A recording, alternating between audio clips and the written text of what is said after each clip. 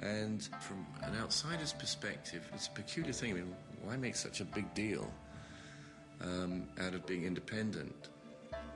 Your people are starving, you've got no economy, you've got no trade.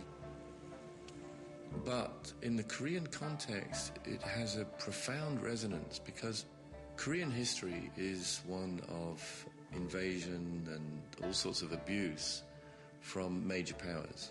So the North Koreans turned this history around and said, we're not going to take it anymore.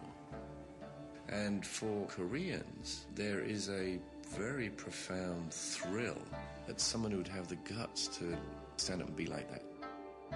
Kim Il-sung used Juche ideology to run North Korea for half a century and to transform himself into the father figure of the nation. He ruled with an iron fist and wielded absolute power.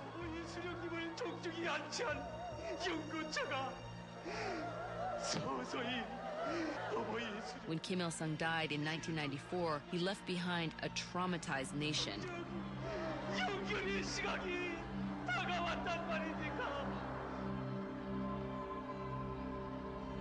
His son, Kim Jong-il, took power in the world's first communist dynastic handover.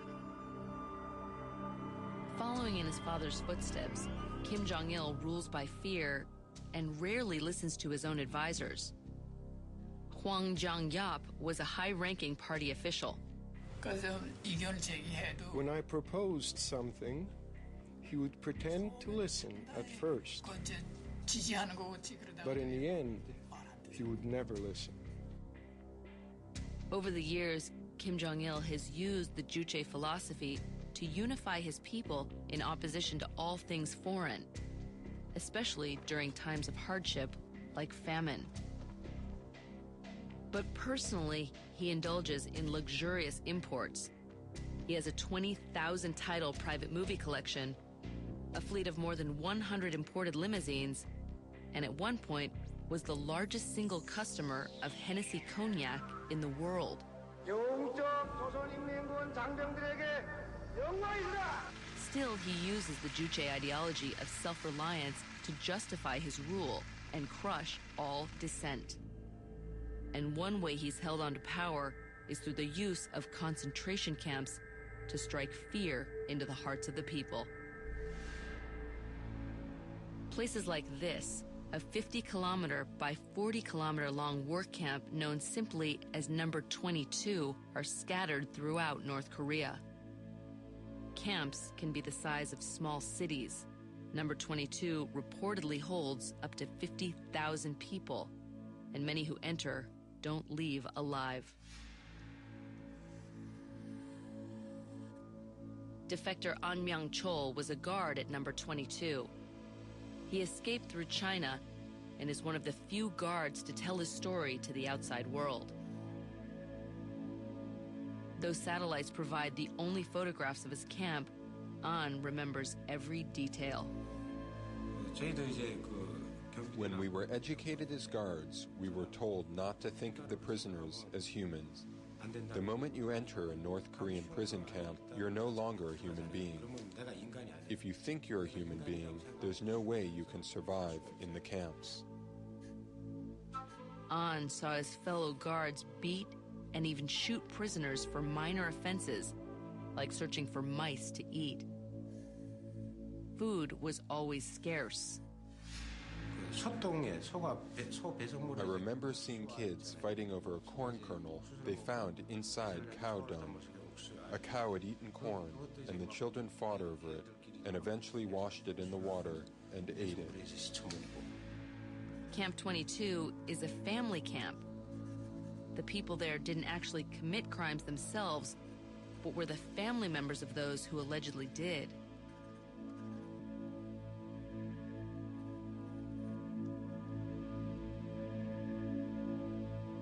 If a North Korean citizen simply complained to a friend about that month's rations or did anything else that could be seen as questioning the regime, his entire extended family, children, parents, cousins, could end up in Camp 22 for life.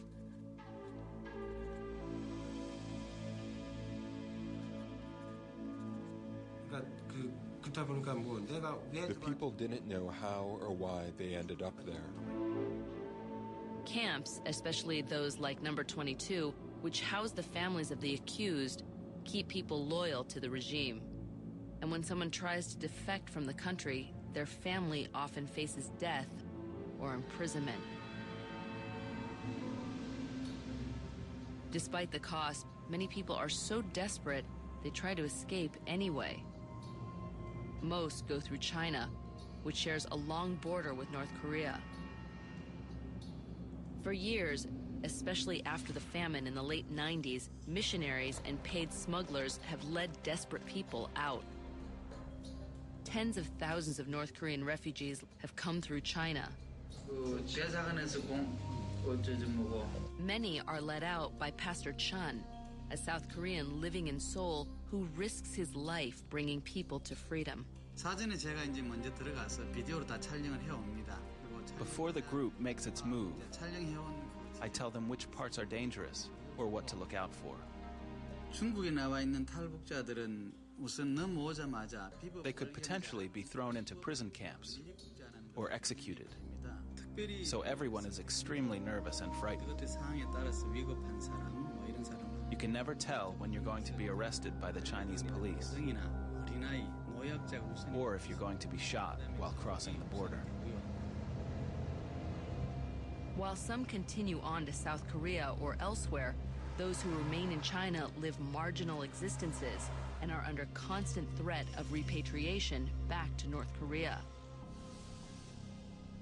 Though thousands have snuck out of North Korea through China, only a handful have successfully crossed the DMZ into freedom.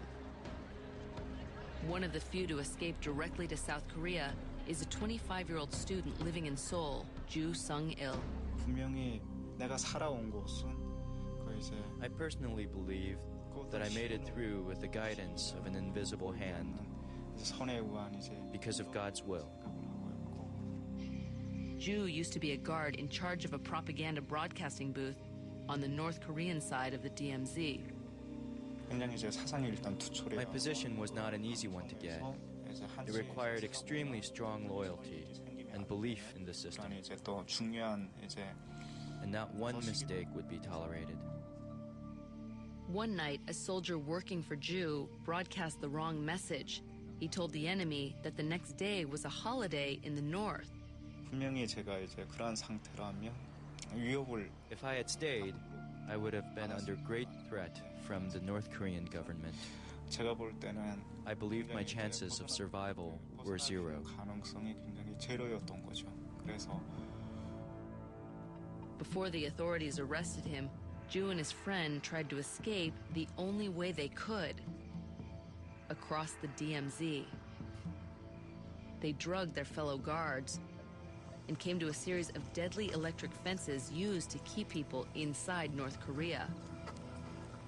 Ju thought he had a plan to divert the current long enough for them to squeeze by, but he wasn't sure it would work. Even though I had worked on electric fences before, I wasn't confident that I had mastered the skills, so I felt scared. Ju assembles a special plastic pole he stole from an equipment shed. He takes off his clothes so he can slip under the fence more easily and wraps the end of the pole in case any electricity flows to the handle. Ju needs to hook the pole onto the electric fences in order to temporarily divert the electricity into the ground. One slip can be disastrous.